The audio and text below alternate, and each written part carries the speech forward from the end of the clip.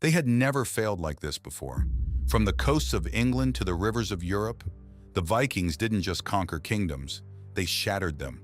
Fast raids, sudden strikes, no time to react. By the time an army gathered, they were already gone. So when they turned toward the lands of the Franks, they expected more of the same. A divided kingdom, weak rulers, easy gold. But this time, they didn't find a weak enemy. They found something far more dangerous. A system quietly built to stop them, and they didn't even realize it until it was too late. Before we jump into today's story, hit subscribe and turn on notifications. Follow me as we uncover the hidden battles, secrets, and legends of history that textbooks never tell you.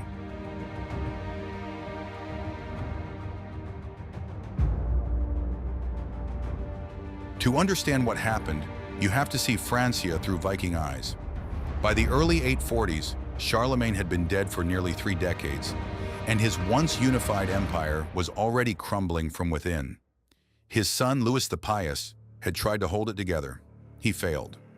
After Louis died, the empire was carved up among his 3 sons, Charles, Lothair, and Louis the German, in a bitter, messy division that left no one satisfied and no one truly in control.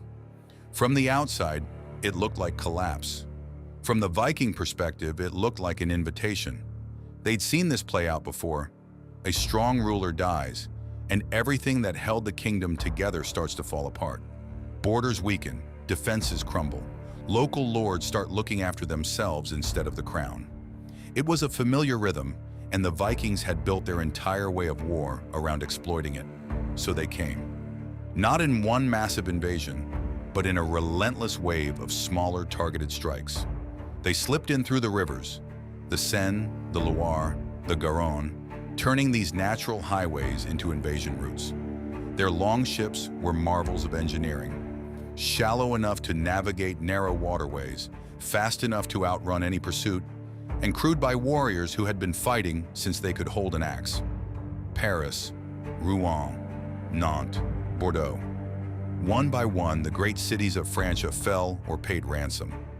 Monasteries, those glorious storehouses of gold, silver, and illuminated manuscripts, were plundered without mercy. The monks who once prayed for protection found themselves running for their lives. Churches that had stood for centuries were reduced to ash. Easy targets, easy victories, no resistance that mattered. It all felt familiar, predictable. Just another kingdom too weak to defend itself against the fury of the north. And that predictability would become their greatest mistake. Because what they saw as weakness was actually something else. Time. Time the Franks were using to watch, to learn, to prepare. The Vikings had won dozens of battles before the Franks even understood what they were facing. But understanding, once it came, marked the beginning of the end for the raiders.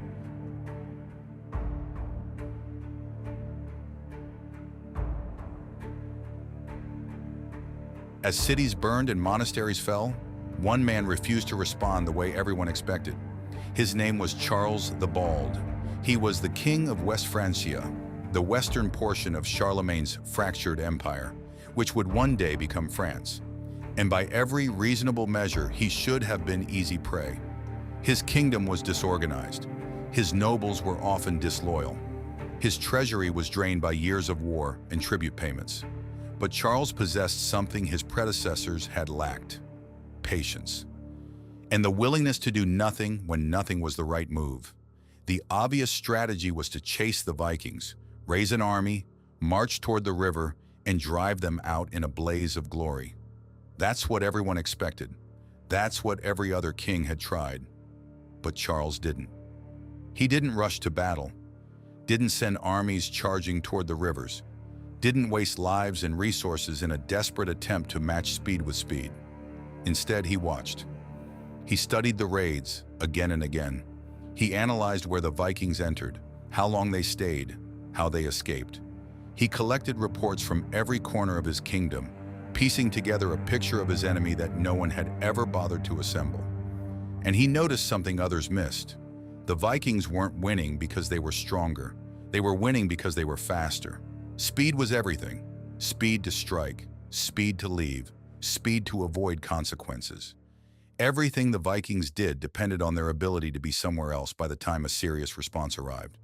If you couldn't catch them, you couldn't hurt them. And if you couldn't hurt them, they would keep coming back. So Charles made a decision that looked like weakness, but was actually the most cunning strategic move of his reign. He stopped trying to defeat them, and instead, he started figuring out how to slow them down. It was a quiet shift, unnoticed by the outside world. The Vikings continued to raid. The fires continued to burn. But underneath the chaos, something was changing. The Franks were no longer reacting. They were planning.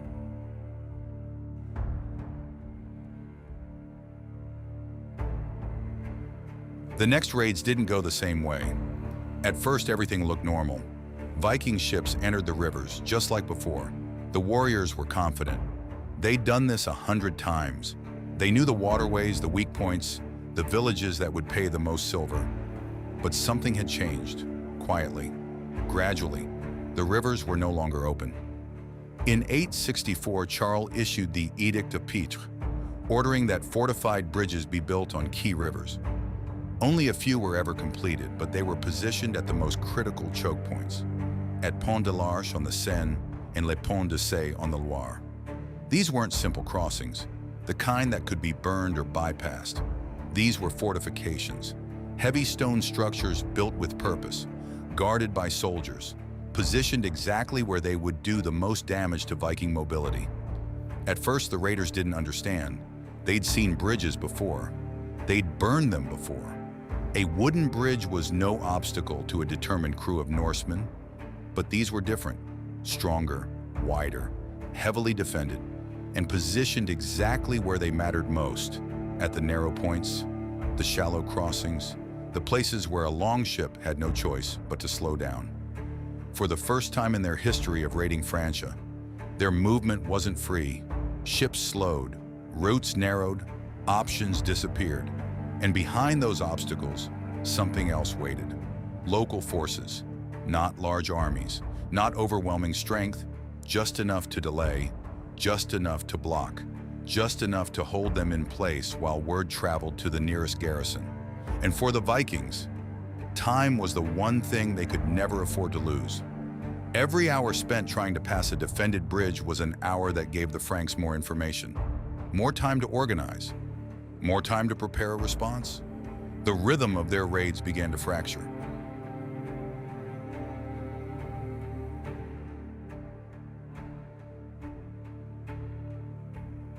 At first, it felt like bad luck. A blocked river here, a defended crossing there, a local lord who appeared just a little too quickly. But then it kept happening, again and again and again. This wasn't coincidence, it was coordination. A network of fortified towns began to emerge along the major waterways. Each one positioned with purpose, located within a day's march of the next. They weren't just defensive outposts, they were nodes in a communication system that had never existed before. This system was formalized in the Edict of Pitres, but it took years to take effect. Regional lords responded faster than they ever had. Signals traveled quicker, defenses activated sooner. This wasn't a kingdom reacting, it was a system operating. Every river entry point became a decision point. Every raid became a risk. The Vikings had always relied on unpredictability, the chaos of the raid, the confusion of the aftermath. But now, the Franks were predicting them. Not perfectly, not every time, but enough. Enough to disrupt, enough to delay, enough to change the rhythm of war. And once that rhythm broke, everything else started to fall apart. Because the Vikings weren't built for long wars, they were built for fast ones.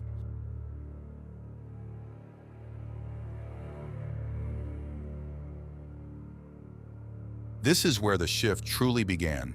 Not in a single battle, not in a dramatic defeat. The Vikings weren't crushed by a heroic last stand or overwhelmed by a massive Frankish army. The change happened in something slower, something harder to see. Momentum. It started to disappear. Raids that once took days now took weeks. Escapes that were once guaranteed became uncertain. Every delay increased risk. Every extra hour meant more defenders gathering, more resistance forming, more chances for something to go wrong. And eventually, it did. Losses began to appear, small at first. A ship caught at a crossing, a raiding party ambushed on the return journey. Nothing catastrophic, but enough to make the warriors think twice. Then the losses became more frequent, then unavoidable. The Vikings weren't being crushed, they were being worn down, forced to stay longer, fight harder, risk more. And the longer they stayed, the more vulnerable they became. For the first time, they weren't controlling the raid was controlling them. And that's when hesitation began. Hesitation is death in a strategy built entirely on speed. The moment you pause is the moment you lose. The Vikings had built their reputation on never pausing, on striking and vanishing before anyone could mount a response. But now they were pausing, and that pause gave the Franks exactly what they needed.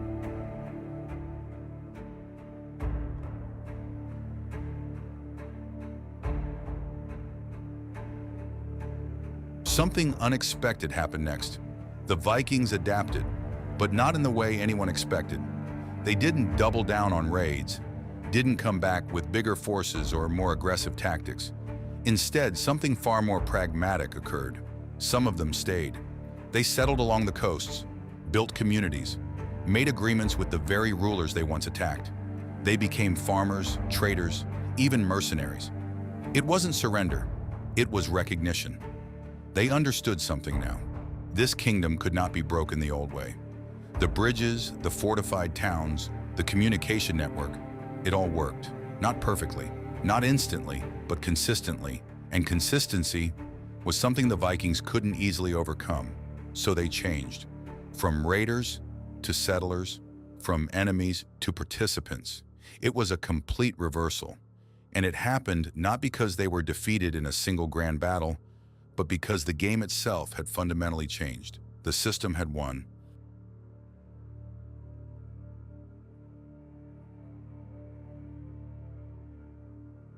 The Viking raids didn't end overnight. There was no final battle, no single moment of victory, no dramatic surrender. But something had shifted, irreversibly. The strategy that once made the Vikings unstoppable no longer worked. Not because they became weaker, but because their enemies became smarter. The Franks didn't win by matching strength. They didn't chase speed with speed. They didn't try to beat the Vikings at their own game. Instead, they changed the system entirely. They turned rivers into barriers, time into a weapon, coordination into defense.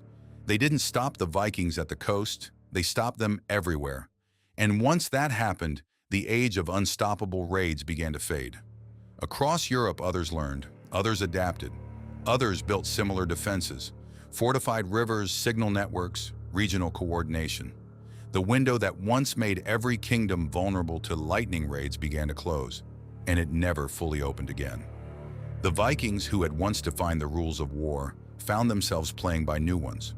Rules they didn't create, rules they couldn't control, and rules they could no longer win with. Because in the end, they didn't lose to a stronger enemy. They lost to a smarter system. A system built not on panic, but on patience. Not on revenge, but on planning. Not on glory, but on something far more durable. The quiet, relentless power of learning. And that, more than any bridge or fortress, was what finally brought the Viking Age to its knees. Thanks for watching. Click subscribe and dive into this playlist next. More untold stories of empires, warriors, and history-changing battles are just a click away.